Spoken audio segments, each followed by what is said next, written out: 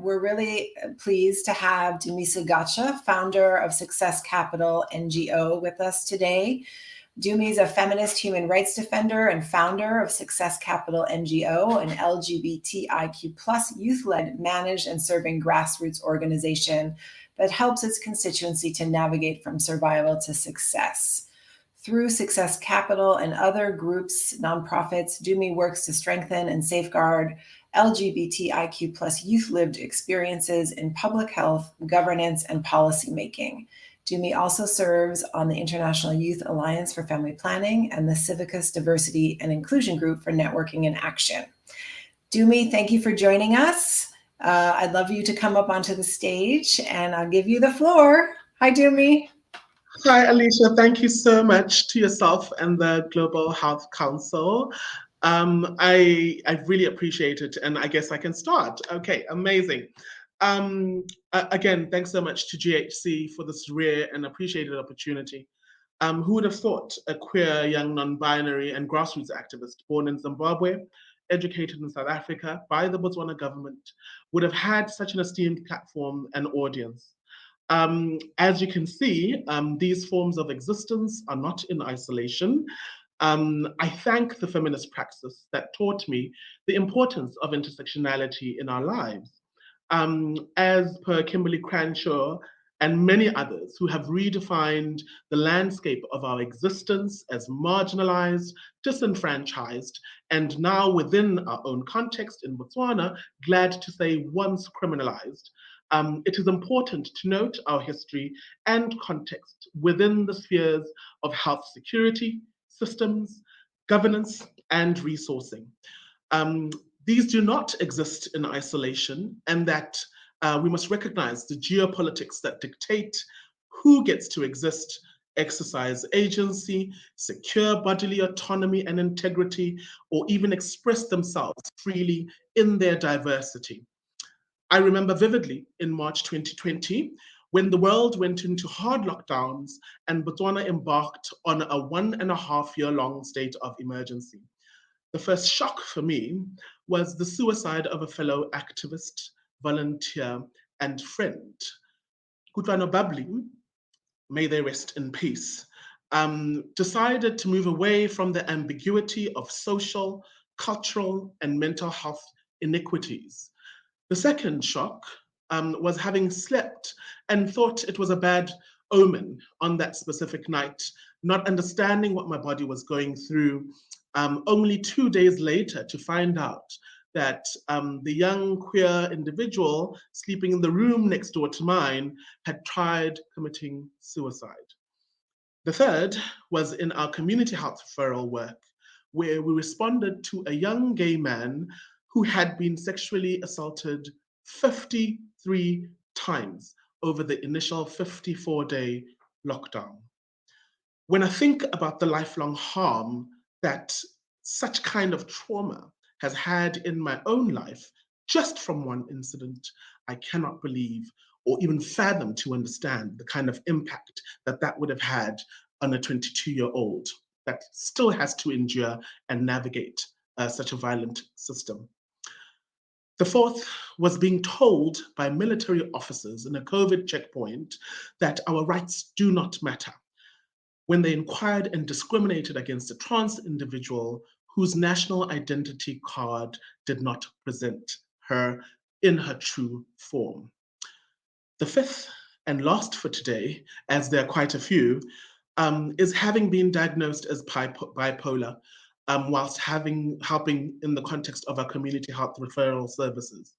And only the psychiatry department out of all psychology-related facilities throughout the public health system being open.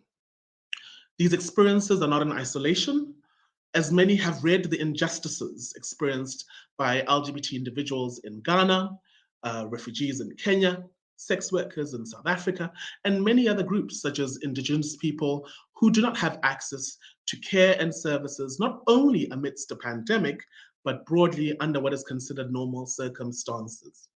More glaringly, the shutdown of SRHR services during the most stringent of COVID precautions, reflecting systemic gender inequity and negligence of realities that people not only had sex during lockdown, but had health needs.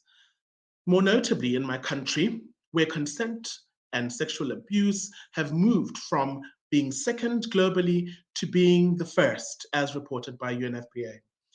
A country considered a democratic success amidst a region of civil, ethnic, ideological conflicts and compromised post-colonial political dispensation. I stress on the latter because it thrived out of division and meritocracy, that it deemed economic, health, and social protection participations only worthy for those who were deserving. Similar to the undertones of public discourse, health research, and social participation representation across the health stakeholder value chain, white supremacy remains reflected in the role of multinationals hoarding intellectual property, labor systems exploring the bodies and skills of the poor, restricted resourcing of community health infrastructure, and structural inequities where inadequate laws and presidential directives harm.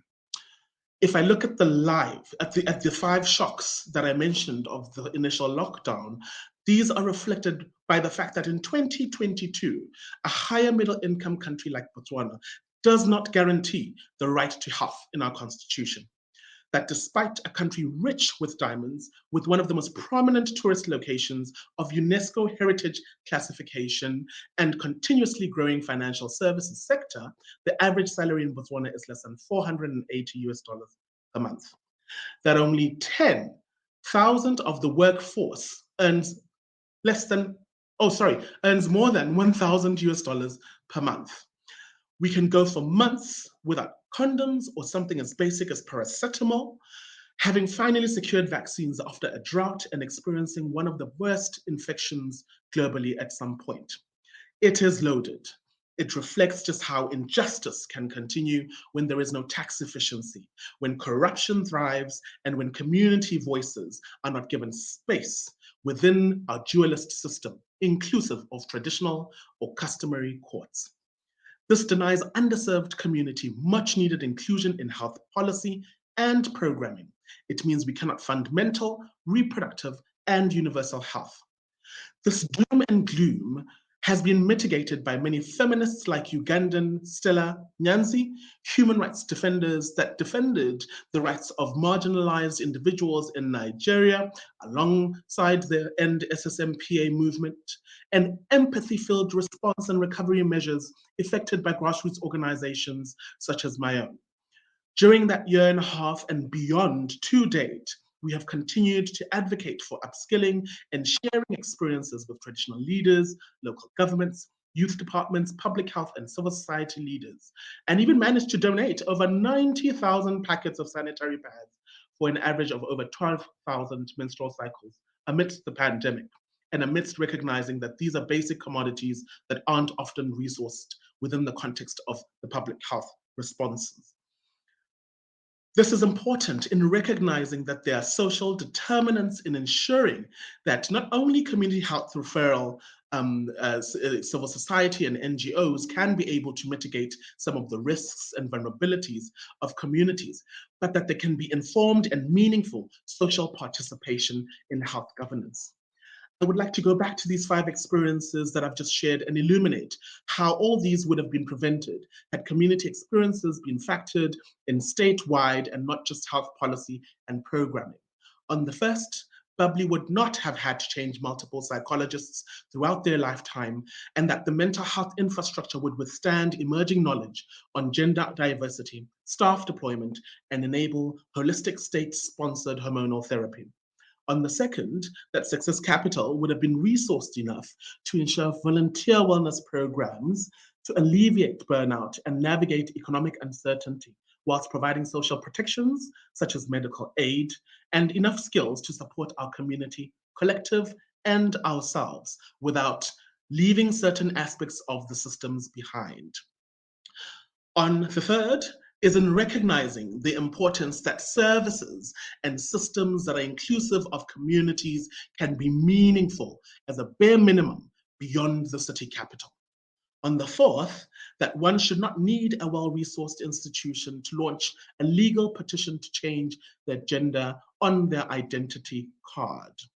And on the last, I am yet to figure out, as I recognize not only being denied childhood in adolescence, but intergenerational harm, xenophobia, institutional racism, and violent systems that are shared across African countries. These are all experiences that need not be counted as outliers to be excluded in producing health data. Neither should they be invisible to the well-heeled, paid, and those who yield power. That it be deemed to be one too few for meaningful policy making.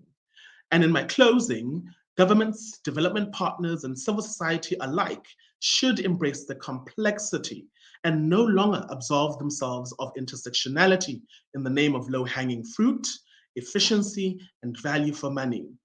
This is the private sector's job in finding shortcuts, budget cuts, and upholding economic hierarchies. It is through Ubuntu or Situ, I am because you are, that we acknowledge that the reality of our existence is codependent and inherent, just as human rights and as the SDGs. That we are independent, interdependent in our humanity within the context of trying to achieve sustainable development, and that our rights are indivisible and universal, as should health and prosperity be. I implore you all today to recognize, or in the least, investigate what your blind spots might be. Who is not in the room? Whose voice isn't always heard? Whose experience or expertise matters the most? How can you shift power where it is most needed? How do we build a world where women in their diversity do not have to be strong or burdened with care?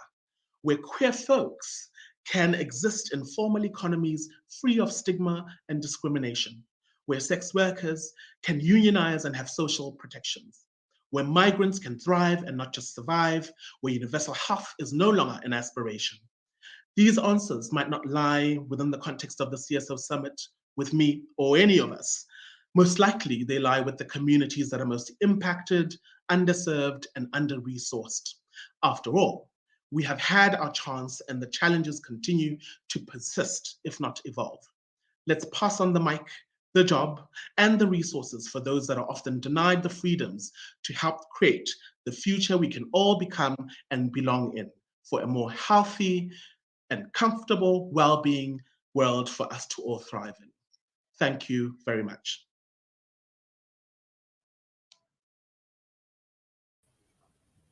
Dumi, thank you.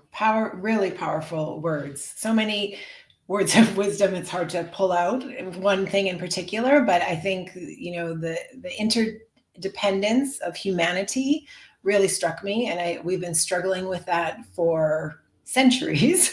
But I think particularly during COVID, we see just how detrimental our inability to really hold that frame and put it into action has been. So thank you for all of those words, for your strength, for your advocacy. Really appreciate it.